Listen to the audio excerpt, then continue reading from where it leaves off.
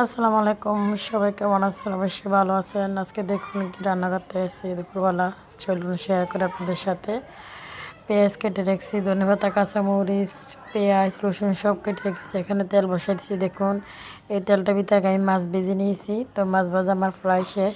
এখানে মাছটা আমি রান্না করব। আর কি মাছ? পাবদা মাছ আজকে রান্না করব। তো পাবদা মাছগুলো আমি আগে কেটে ধুয়ে ভালো করে ভেজে উঠিয়ে নিয়েছি। এখন দেখুন পেঁয়াজ কুচি দিয়ে দিচ্ছি পাবদা মাছ রান্না করার জন্য। তেলটা হয়ে গেছে গরম।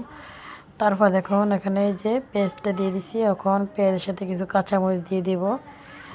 কাঁচামরিচটা হালকা একটু ভেজে নেব। কাঁচামরিচটা দেওয়ার পরে আপনার সাথে দেখুন পেঁয়াজটা হালকা হয়ে গেছে, টমেটো দিয়ে দিব। আজকে টমেটো দিয়ে আমি পাবদা মাছটা বুনা মনে করব, হালকা মাখা মাখা জল দিয়ে পাবদা মাছ বুনা। তো দেখুন টমেটো দিয়ে দিচ্ছি। এখানে পেঁয়াজটা ফ্রাই আমার ভাজা হয়ে গেছে। এই যে দেখুন কাঁচামরিচের সাথে টমেটো পেঁয়াজ কুচি, এই যে টমেটো দিয়ে দিচ্ছি। টমেটো হালকা একটু তেলে ভেজে নেব। তো ভাজার পরে দেখুন এখানে মশলা যাবতীয় যা যা লাগে, হলুদ, মরিচ, লবণ, ধনিয়ার গুঁড়া, জিরা গুঁড়া, যা যা লাগে সব কিছু আমি দিয়ে দিছি। তারপর দেখুন পরিমাণ মতো সব মশলা দেওয়া শেষ। এখন মশলাটা দেখুন আমার ভেজে তেলটা ফুটে গেছে, তার মানে মশলাটা আমার কষানি হয়ে গেছে।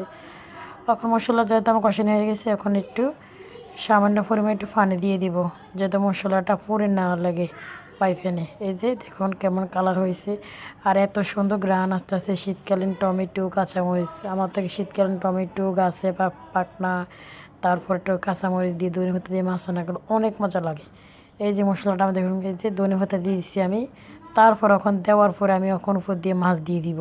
তা আপনারা কে কীভাবে রান্না করবেন অবশ্যই আমাকে জানাবেন। আমি তো এইভাবে রান্না করি। আর মাছগুলো আজকে একদম তরতাজা বাজার থেকে আনা হয়েছে, যন্তন ভেজে মাছগুলো রান্না হচ্ছে। তো দেখুন এখানে পাবদা মাছগুলো দিয়ে দিচ্ছি এক এক করে। পাবদা মাছগুলো বোনা করলে টমেটো দিয়ে সিটি দিয়ে শীতকালে এভাবে ভালো লাগে। আপনারাও এভাবে খেয়ে দেখবেন। আমি যেভাবে রান্নাটা করছি এভাবে ফলো করবেন, তা আপনারা এভাবে রান্না করে দেখবেন, অনেক মজা লাগে। তো দেখুন পাবদা মাছগুলো দেওয়া আমার প্রায় শেষ। এই দেখুন এখন উঠাচ্ছি, কালারটা কেমন হয়েছে। তো উপর দিয়ে আবার একটু ধনে দেখছেন, প্রথম একটা ধনেপাতা দিচ্ছি। তরকারিতে বেশিরভাগ এভাবে ধনেপাতা দিবেন, প্রথম দিবেন, তারপরে উঠে আগে আবার দিবেন। এই যে দেখুন আবার ধনেপাতা দিয়ে দিচ্ছি। তারপর আমার মাছ রান্নাটা একদম মাখা মাখা ঝোল ঝোল হয়ে গেছে। তো আজকে আমার ভিডিওটা কেমন লাগলো সবাই অবশ্যই কমেন্টে জানাবেন। আজকে কী কী করলাম, শেয়ার করলাম, দুপুর কী রান্না করলাম। তো সে ভালো থাকবেন। আল্লাহ হাফেজ।